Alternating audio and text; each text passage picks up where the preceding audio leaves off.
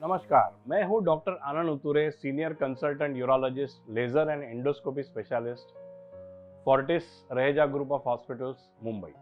आज हम बात करने जा रहे हैं प्रोस्टेट नाम के ग्रंथि के बारे में, जिस टॉक में मैं आप सभी दर्शकों का स्वागत करता हूं। प्रोस्टेट नाम की एक ग्रंथि रहती है जो हर आदमी और मेल में रहती है, यूरिनरी ब्लैडर के नीचे।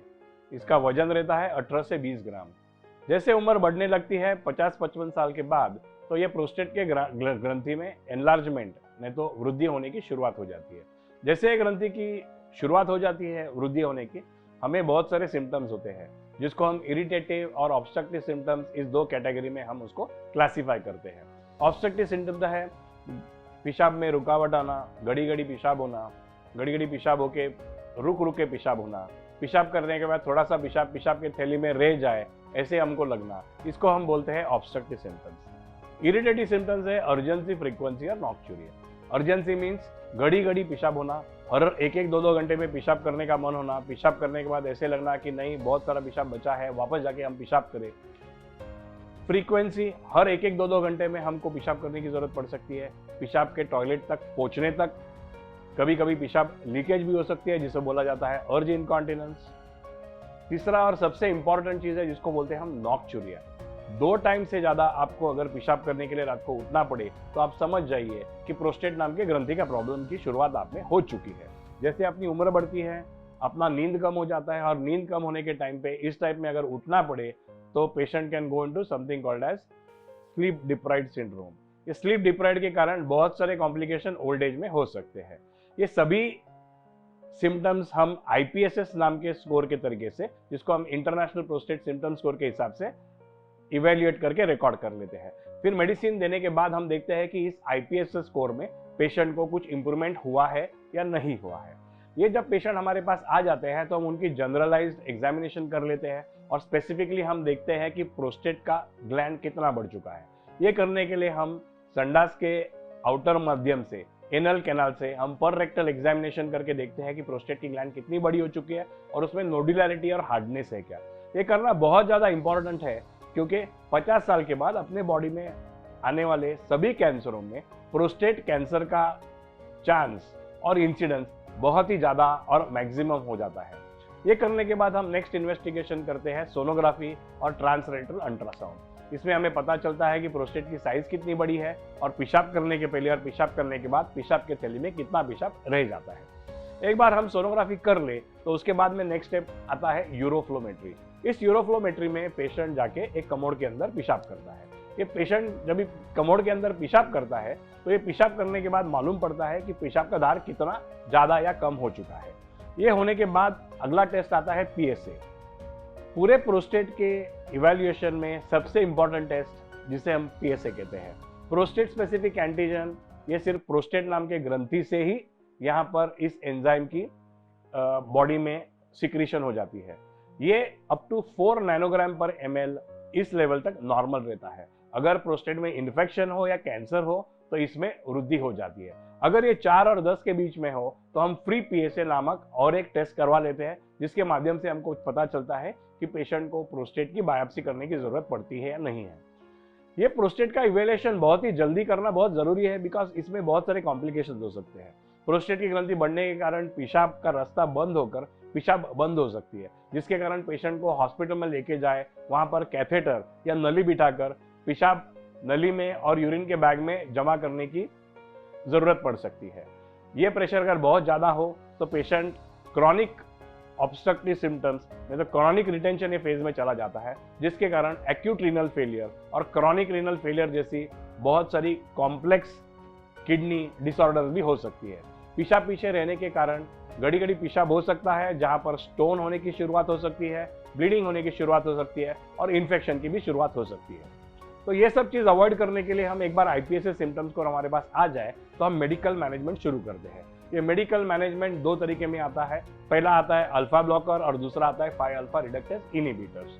5 अल्फा ब्लॉकर और 5 अल्फा रिडक्टेस इनहिबिटर, इन दोनों के कॉम्बिनेशन में ड्रग्स आते हैं, जिसको हम, अगर ग्लैंड की साइज 35 या 35 ग्राम के ऊपर हो, तो हम इसका उपयोग करने को शुरुआत कर देते हैं। एक बार मेडिकल लाइन और ट्रीटमेंट में पेशेंट चला गया तो हर 6 महीने में सोनोग्राफी, यूएफआर इस माध्यम से हम देखते हैं कि मेडिकल लाइन और ट्रीटमेंट सफल है या नहीं है।